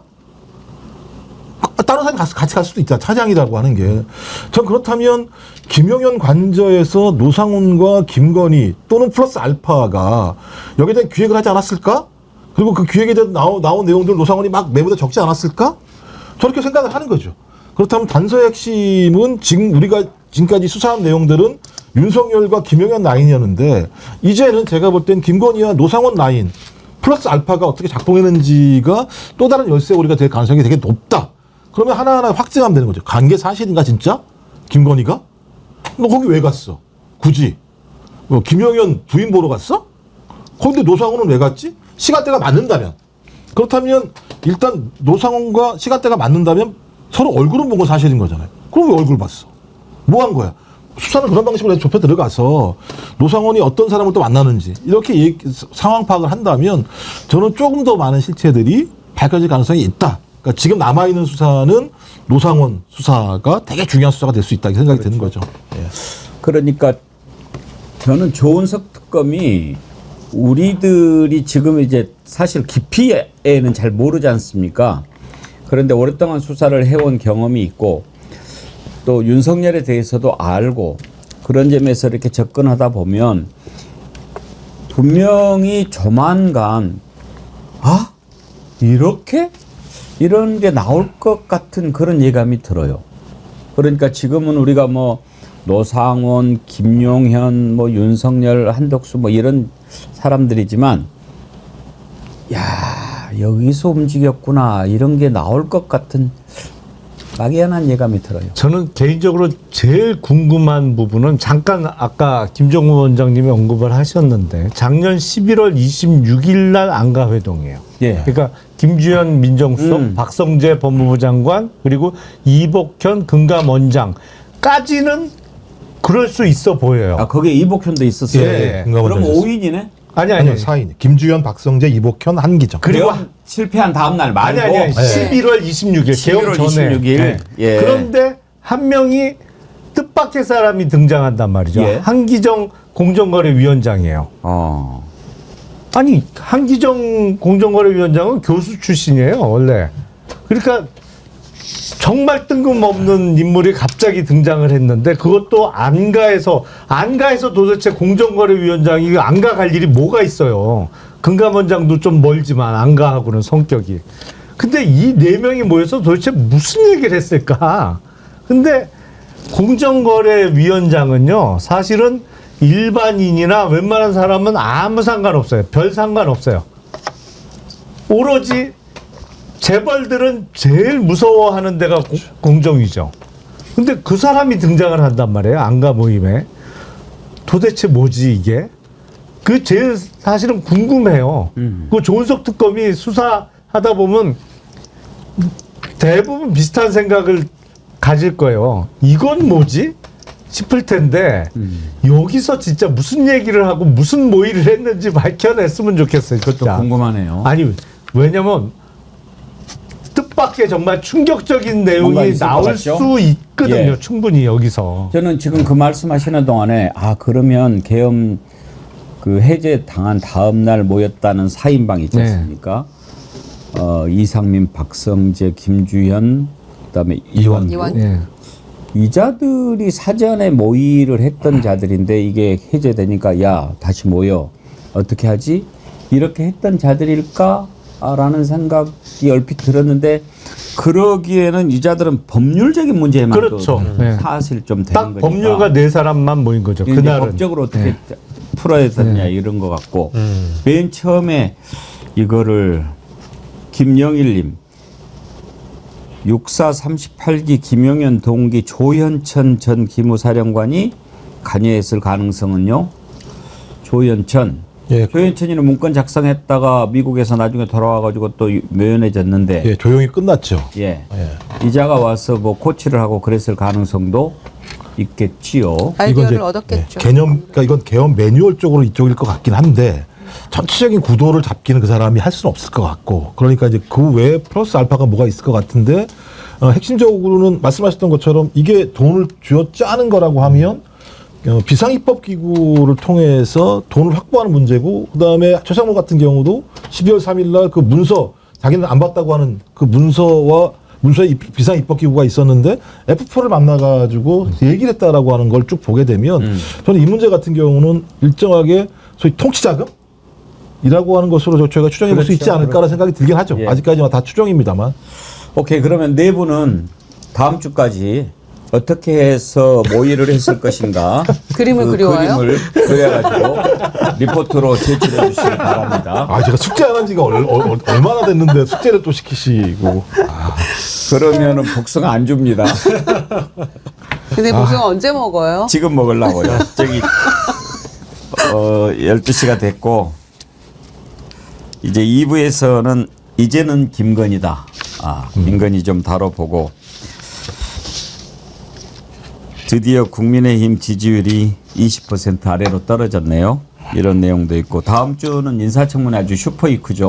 이런 내용 살펴보도록 하겠습니다. 자, 아삭아삭 소리가 나니까 더 맛있게 느껴진다는 분이 많으신데 아유 이거 정말 오늘까지 소개니까 이거 이따가 내가 갖고 와서 먹어야 되겠다. 예. 자, 2부 시작하겠습니다. 이제는 김건희입니다. 김건희. 일단 김건희와 관련해 가지고는 3부 토건 주가 조작 사건과 관련해서 어제 삼부토건 관계자들 불렀고 원희룡은 소환이 됐나요? 아직 안 됐습니다. 아직 갔던 얘기 없습니다만. 원희룡은 이제 양평 고속도로하고 같이 걸려 있는 거죠. 네. 두 개 다 걸려. 3부에도 걸려 있고요. 근데 원희룡이는 왜 그렇게 깊이 개입이 돼 있을까요? 왜 그쪽에 올인했을까? 일단 원희룡 전 장관은 사실은 총리 썰이 계속 나왔었잖아요. 그리고 지난번 그러니까 전당대회도 당대표로 출마를 했었고, 그러니까 한동훈 원희룡 이렇게 붙어갖고 한동훈 대표가 당선됐습니다만, 그러니까 어떤 면에서는 그 정권마다 왜 이른바 2인자 내지는 후계자를 좀 키우는 작업들을 하는 경우가 있잖아요. 근데 적어도 본인 스스로는 내가 낙점을 받았다 이런 생각을 했던 것 같아요. 그러니까 윤석열의 후계자 내지는 정권 연장의 그 후보 굴에는 들어 있다라고 생각을 해서 열심히 했던 거 아닌가 싶어요. 고속도로 노선 변경이나 삼부 토건 관련해서도. 김건희 관련해 가지고는 아마 저는 윤석열보다 더 많이 나올 거라고 봅니다. 내란은 모르겠어요. 김건희가 어느 정도까지 개입했을지. 그런데 지금 최혜병도 사실은 김건희가 발단이고, 김건희 관련된 내용들이 지금 뭐 김건희 특검이 16가지인데, 참 그런데 김용남 의원님. 네. 뭐 관련해서 압수수색 영장 신청했는데 기각이 됐죠? IMS라고 김혜성이라고 이른바 집사 게이트 관련해서. 근데 법원에서 이거는 특검의 수사 대상이 아니라는 이유로 기각했잖아요. 네. 그것은 좀 납득이 안 가던데요. 저도 이해가 안 돼요. 왜냐하면 그러니까 김예성이라는 사람만 놓고 보면 김건희하고 뭐 친척 관계도 아니고 뭔 관계가 있어 하지만 그 이력을 보면 측근인 게 틀림없거든요. 그리고 그 말도 안 되는 거의 300억이 훨씬 넘는 그 누적 적자를 봐서 자본 잠식 상태에 있던 IMS 모빌리티라는 회사에 대기업들이 뭐 50억, 40억 이렇게 투자를 했잖아요. 그거 사실은 돌려받을 가능성은 없다는 거 알면서도 돈을 투자했다고 볼 수 있는데, 그래서 토탈 184억 지금까지 나온 것만 그렇게 투자를 받았는데, 그 사람이 투자를 받을 수 있었던 원동력이 뭐겠어요? 결국엔 그 뒤에 김건희라는 그림자가 있기 때문에, 특히 사실상 공기업이라고 볼 수 있는 한국증권금융에서도 50억을 넣었단 말이에요. 제일 큰 금액을 넣었는데, 이러면 사실상 이건 김건희에 대한 수사인데, 이거를 김건희 특검법에 의한 특검의 수사 대상이 아닌 거로 보인다는 이유로 압수수색 영장을 기각한 거는 이해하기가 어렵고, 지금 그 서울중앙지방법원에 압수수색, 그러니까 영장 전담 판사가 4사람이 있거든요.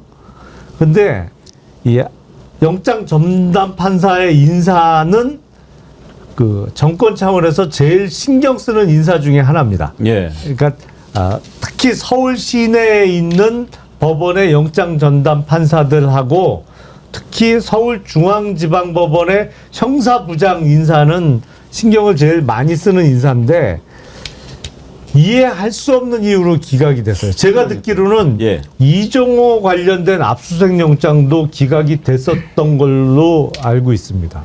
근데 이제 김혜성 씨가 지금 베트남인가 외국에 나가 있는 걸로 알고 있는데, 오늘 YTN하고 통화해가지고 돌아오겠다. 뭐 내가 좀 이제는 그 사이도 틀어졌다 이렇게 얘기를 했다고. 맞습니다. 그리고 이제 애들 뭐 교육 때문에 당장 들어갈 수는 없어도 들어가서 얘기하겠다. 관계가 단절된 지 이미 오래다. 그 이유는 이렇게 설명을 했더라고요. 그 장고 조작, 최은순 씨 장고 조작을 이 사람이 한 거 아닙니까? 그러니까 그렇게 했을 때 그 재판받고 했을 때 김건희가 이렇게 얘기했다는 거예요. 무조건 무죄라고 주장해야 된다. 안 그러면 우리 엄마 깜빵 간다. 그랬는데 이제 깜빵 간 거 아닙니까? 그렇게 해서 틀어졌다는 거예요. 그런데 그 이유만으로는 석연치 않은 것이고요. 그 많은 돈들은 다 또 어떻게 했는지도 궁금한 것이고 미리 일찌감치 그냥 해외로 도피한 것처럼 보이는데 일단 여권 모여와 들어갔으니까 본인이 뭐 돌아올 수밖에 없는 거죠. 그러니까 이쪽도 확실히 캐봐야 되는 건데 김건희 영향력 없이 어떻게 기업 대기업들이 그렇게 더군다나 오너리스크 있는 기업들에서 그렇게 많은 돈들을 그렇게 주겠습니까? 그 말은 믿을 수가 없어요. 왜냐면 시기적으로 안 맞아요. 장고 증명을 위조해서 처벌받은 거, 더군다나 최은순이 구속됐던 거 나중에 풀려났습니다만 그건 훨씬 앞에 있었던 일인데 그때 관계가 단절됐다고 하면 23년도에 그 많은 금액을 투자받았던 거는 설명이 안 돼요. 그러니까요. 더군다나 뭐 카카오 모빌리티 이런 데서는 야 내가 김건희하고 친해라고 거짓말을 해서 받았다고 치더라도 뭐 그렇게 그것도 있기 어려운 일입니다만 한국증권금융은 설명이 안 돼요. 이건 사실상 기재부의 고위공무원 출신들이 역대로 순서대로 대표이사를 맡아오던 사실상의 기재부 관리하에 있는 공기업이라고 봐도 무방한 그 회사거든요. 비상장 회사입니다만 물론 한국거래소가 최대 주주고 증권단, 은행단이 이제 주주로 있지만 사실상 정부가 관리한다고 봐도 과언이 아니에요. 여기는. 근데 여기서 다른 대기업보다도 더 많은 금액인 50억을 그 김혜성 씨 쪽에다가 줬다? 이건 정권의 심 아니고서는 설명이 안 돼요. 근데 관계가 틀어졌다고 하면 그럴 수가 없잖아요.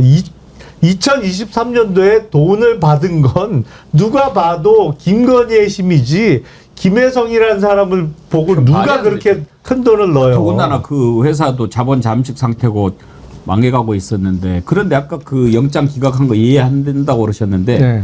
그렇게 되다 보니까 어떤 문제가 있냐면 특검에서 그러면 외국에 나가 있으니까 여권 무효화할 생각이라고 이야기를 했잖아요. 네. 보니까 여권 무효화도 지금 안 되더라고요. 체포영장이 기각이 되면 여권 무효화도 안 된다고 그러더라고요.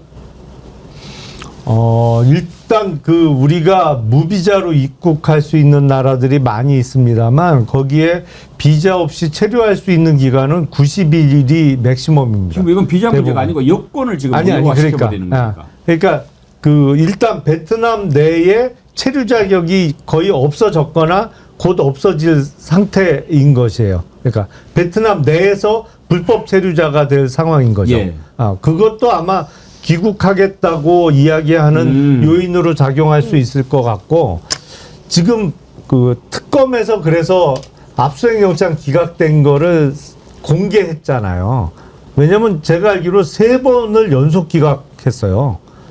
그러다 보니까 이건 뭔가 의도가 있다. 그렇죠.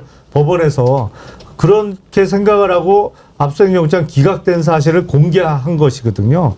그래서 이제는 조금 법원의 태도가 바뀌지 않을까라는 생각이 들어요. 이게 이제 신병 확보가 제일 중요하게 지금 특검도 생각하기 때문에 이제 이런 내용을 흘린 거 아니겠습니까?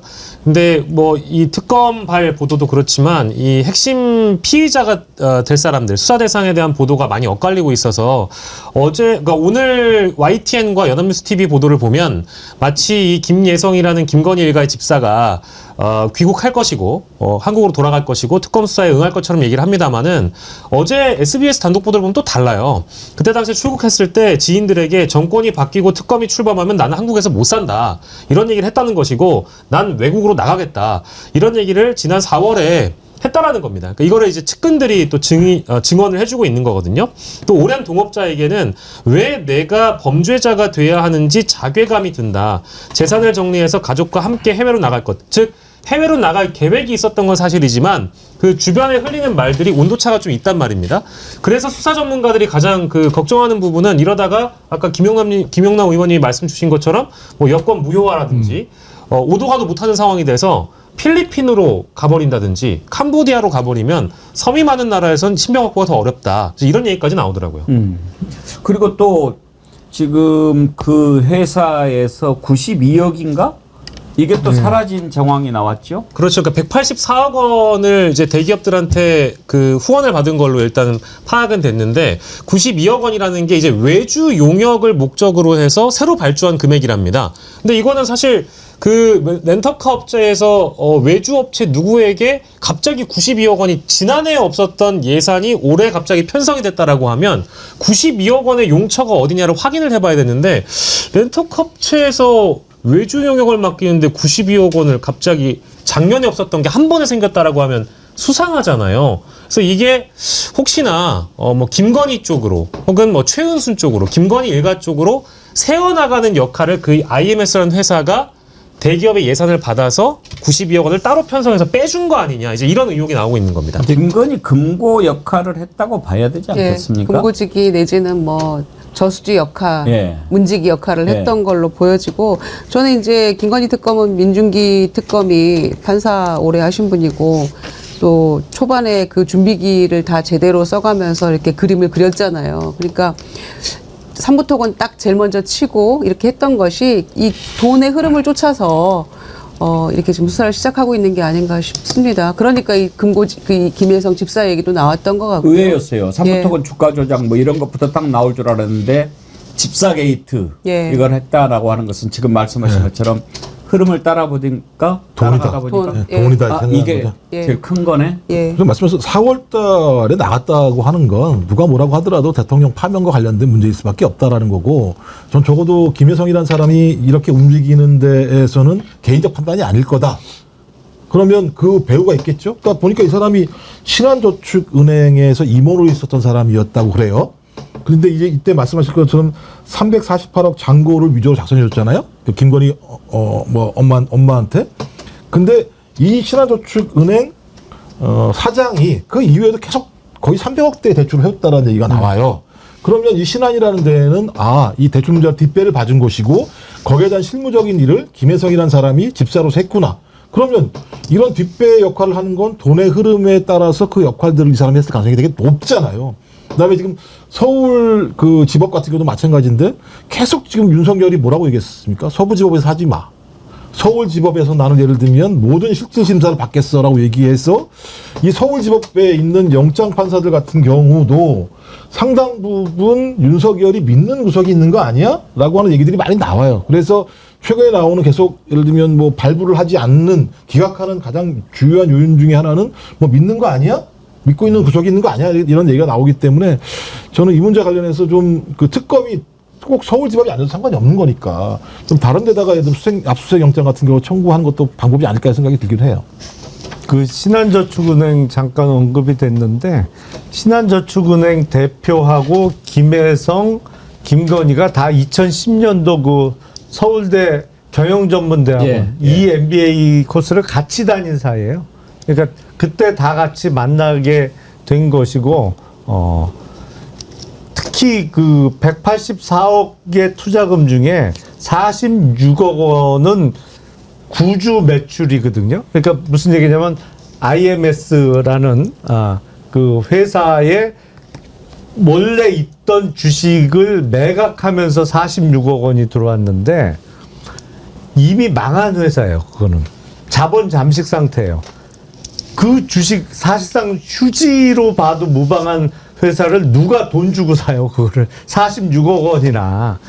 그건 거의 줬다고 표현하는 게 맞아요. 투자라기보다는 그냥 준 거야, 그거는. 그렇죠. 돈을. 근데 김혜성 보고 줬겠어요? 그 돈을? 그 돈 쫓아가면 원래 주인은 나오는 거죠. 본래 주인이.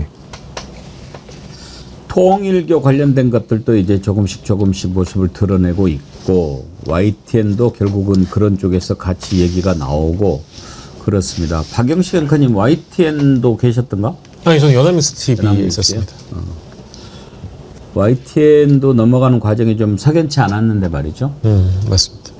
통일교 쪽에서 인수를 하려고 했다는 거죠. 예, 그러니까 4천억 원이 든다라는 이야기를 건진과 함께 이 통일교 윤모본부장이 대화를 나눈 내역을 특검이 이미 확보를 하고 있습니다. 실제로 통일교 내부에서도 이 4천억 원 정도를 모금을 해보려고 시도를 했었는데 통일교 윗선에서 맞듣지 않아 있는지 중간에 이제 포기가 된 상황이고요. 또 공교롭게도 유진그룹이 사실은 방송과 별 관련이 없는 회사, 건설사, 뭐 시멘트 회사 쪽인데 이쪽에서 실제로 YTN을 인수할 때도 3,900여 원으로 인수를 했다라는 걸 보면 건진과 윤모 전 본부장이 나눴던 대화 내용이 신빙성이 딱히 없는 건 아니라고 봐야 될 것 같고요. 그리고 건진이 실제로 국민의힘에 있는 이철규라는 의원의 이름을 언급을 하면서 이 YTN 인수와 관련돼서 알아보겠다라는 얘기를 하거든요. 그리고 이철규 의원은 산자위 국정감사 당시에 한 전 회장에게 YTN 그거 갖고 있어봐야 뭐 하겠냐, 매각해야 되지 않겠냐라고 얘기를 실제 질문을 던지고요. 한 전 회장이 그때 당시에 그렇게 하겠다라는, 검토해보겠다라는 응답까지 하는 장면이 나옵니다. 이제 이런 정황들이 다 연결이 된다고 하면 실제 통일교 입장에서는 여러 가지 수건 사업들을 건진을 통해서 또 김건희를 바라보고 특정 로비, 가방이라든지 목걸이라든지 특정 금액을 통해서 시도를 해보려고 했었다. 이제 이 대목을 수사를 해야 되는 거겠죠. 이철규 의원은 지금 거기에도 얘기가 나와요. 한학자 총재가 라스베이거스에서 도박을 했는데 도박도 어마어마하게 800억대였던 것 같아요. 600억이라고 했던 600억? 예. 60억이 아니고? 100단입니다. 600억. 그 라스베가스를 살 수 있는 거 아닌가? 그렇죠. 제가 너무 라스베가스를 우습게 봤어요. 예, 그런 것 같습니다. 아무튼 라스베가스 호텔에 있는 분수대 정도는 살 것 같습니다. 그 돈이면. 근데 그걸 이미 경찰이 알았다는 거 아니에요? 그렇죠. 근데 그거를 막는 게 이제 경찰 출신의 이철규가 역할을 해서 그걸 덮어놓고 있었다. 그런 얘기도 지금 나오니까요. 그러니까 아직은 이제 공식적으로 확인된 바는 아닙니다만 그래서 사실은 정보가 돈이다 이런 얘기가 나오는 거예요. 미리만 알면 사실 그걸 통해서 얼마든지 그 정보를 활용해서 이권으로 만들어낼 수 있거든요. 그걸 만들어내는 능력이 또 있는 사람이고 그런 거 많이 했던 사람이고 그러니까 악성이에요. 마약, 그다음에 도박. 그러니까 제가 볼 때는 거의 그 윤석열과 김건희는 말아먹을 작정을 했나? 그 윤모 씨라는 사람하고 1시간 동안 독대했다는 거 아닙니까? 윤모 씨가 뭐라고 대통령이라는 사람이야 1시간 동안 독대를 했겠습니까? 그러면 독대를 만들어낼 수 있을 정도라고 한다면 그 독대를 통해서 얻어낼 수 있는 것이 양자간에 많으니까 했었기 때문에 저는 대통령을 한 게 아니라 한국을 말아먹으려고 한 거 아닌가 생각이 들 정도의 상황이에요. 일단 그 독대 내지는 접견을 했다고 하면 접견료 없었을까요? 그렇죠. 한 번 만나기가 얼마나 힘든데. 뭐 지금 이제 그 김혜성이가 했던 곳이 140억인가 180억인가 184억인가 그거 게임 되겠어요? 김건희 욕심이 그 정도만 챙겨가지고 됐겠어요? 아니 그거 그러니까 시작도 안 했죠. 원래 이름이 김건희가 아니었잖아요. 명신. 본명이. 근데 그 김명신을 김건희로 개명한 이유가 있다면서요. 뭐예요? 그게 일설에 의하면 이건희 회장이 우리나라 최고 부자니까 이건희 회장처럼 부자 되는 이름으로 해서 성을 바꿀 수는 없으니까 그래서 김건희로 바꿨다라는 썰이 있는데 상당히 신빙성이 가는 썰이죠. 근데 이건희 회장이 그 사망할 당시에 남긴 유산이 한 26조 원 정도 되거든요. 예. 그 정도 모으려면 열심히 해야죠. 본인 욕심은 아마 목표가 거기쯤 됐을 거려. 자, 이렇게까지 지금 다 나오고 있는데 국민의힘 끝으로 한번 좀 살펴보죠. 어제 나온 여론조사 N브레인 퍼블릭 케이스터 리서치 코리아 리서치 함께하는 전국 지표조사 있죠. MBS에서 일단 국민의힘 지지율이 드디어 20% 아래로 떨어졌어요. 19%. 국민의힘이라고 하는 당 이름이 생기고 20% 아래로 떨어진 거는 이번이 처음 아닌가요? 김영남 의원님? 처음이죠. 처음이죠. 예. 이 당이 20% 이하로 떨어진다. 그것도 제1야당이 오늘 나온 갤럽도 국민의힘이 19인 것 같은데 같은 갤럽, 수치가 나왔습니다. 예. 갤럽도. 예. 그러면은 19 확정이네. 그렇죠. 예. 19나 나옵니까? 아직도? 근데 앞으로 그 10대 지지율, 10%대 지지율에 익숙해져야 될 거려. 일단 중요하게는 영남이 무너져 버렸고요. 70대 이상이 무너져 버렸던 예. 상황이기 때문에 그럼 전통적인 지지층 같은 경우도 외면을 하거나 아니면 응답을 하지 않는다는 상황이에요. 그러면 새롭게 올라갈 동력 자체가 사라져 버린 측면이 있기 때문에 저는 이게 장기화될 수 있다. 뭐 그래서 국민의힘이 어떤 혁신을 할지 모르겠습니다만 제가 볼 때 혁신의 동력도 없는 것 같아서 저는 말씀하신 것처럼 10%대는 그냥 운명이다. 당분간은. TK에서도 3% 차이밖에 안 나더라고요. 그러니까 이대로는 안 될 텐데. 뭐 국민의힘 분위기가 얘기를 해주고 있는 것 같습니다. 지금 사실 저런 지지율이나 이런 거에 별 관심 없다라는 얘기가 일부 들리고 있잖아요. 뭐 국민의힘 의원들이 자신이 특검 조사 대상이 될까봐 휴대전화를 바꾸는데 골몰하고 있다라는 보도가 또 있었고요. 구속영장이 그 청구되고 나서 또 발부가 된 이후에 국민의힘의 곽규택 수석 대변인이 이제 서면 논평이 아니라 구두 논평을 낸 거를 보면 이 구속의 필요성에 대해서 의문을 가지고 있다라는 입장을 발표를 하고요. 그리고 제가 이제 정확하게 성함 기억이 안 납니다만 국민의힘 국회의원 중에는 자신들도 계엄을 할 줄 몰랐다, 사전에 몰랐다라면서 국민의힘은 계엄의 피해자라는 언급을 합니다. 저기 서초 조은희 의원이 그런 말을 해요. 그러니까 수준이 이 정도인 겁니다. 지금 상황이 됐음에도 불구하고 뭐 혁신위원장 바지로 앉혀놓으면 뭐 하겠습니까? 이제서야 이 계엄에 대해서 사죄한다라고 뭐 코스프레는 하는 것 같은데 그것 자체가 국민들에게 이미 용서받을 수 없는 일들이 과거에 히스토리에 남아있고 뭐 계엄의 피해자라고 이야기를 할 것이었다면 왜 탄핵에는 105명이 참여하지 않았습니까? 그리고 왜 60명 내지는 70명 정도 되는 국민의힘 의원들은 한남동 관저 앞에서 윤석열의 체포영장을 저지하기 위해서 뜻을 모았습니까? 저는 이런 대목들이 국민의힘은 이제 가만히 있어도 소멸 단계에 이르게 될 것이다. 저는 그렇게 생각합니다. 그렇죠. 소멸이죠. 해체기가 나오는데 김영남 의원님 해체하려고 해도 에너지가 있어야 되죠. 아, 그렇죠. 그것도 일단은 반성이 전제가 돼야 안 되겠다. 우리가 자진 해산하자. 뭐 이런 얘기라도 나올 텐데 지금은 그 모여서 그런 얘기를 할 분위기가 아니에요. 제가 보기엔 다 각자 도생이에요. 나는 어떻게 살아남아야 되지? 그러니까 그거예요. 지금 특검의 수사 대상이 될 사람들하고 수사 대상에서 벗어나 있는 사람들하고는 관심사가 완전히 달라요. 수사 대상이 되는 사람들은 내가 지금 어떻게 구속을 면하냐, 어떻게 살아야 되느냐고, 수사 대상이 아닌 사람들은 저건 난 잘 모르겠고 다음 총선 어떻게 해야지? 이거예요, 관심사가. 오로지 그거죠. 네. 김종국 원장님. 네. 국민의힘 해체 소멸되는 거 그거를 가장 그 즐겁게 바라보는 비결이 뭔지 아세요? 갑자기 이렇게 어려운 질문을 저한테. 대극점 복숭아 먹으면서 바라보는. 이 짧은 시간을 이용해서도 광고를 근데 거기 하시는. 하나 남은 거 어떻게 했어? 주머니에 있죠. 따주려고. 제가 하나 더 드릴게요. 아니요. 주머니에 하나만 주면 됩니다. 아까 복숭아 맛있게 드시는 거 보고 신두련님 아이고 먹고 싶어라 당장 주문합니다 그러셨는데, 예, 강북실님 비교해 보려고 한 개만 신청했는데 다른 데보다 양이 많았어요. 아, 그러셨나요? 예, 고맙습니다. 검은베레님, 앵커님 라이브 현재 라이브예요? 라이브죠. 라이브로 써 있는데. 라이브라고 써지면 라이브입니다. 이제 라이브 끝나고요. 조금 있으면 이제 다시 보기로 보시면 됩니다. 16,000명? 좋아요. 예, 감사합니다. 함께 해주셨어요.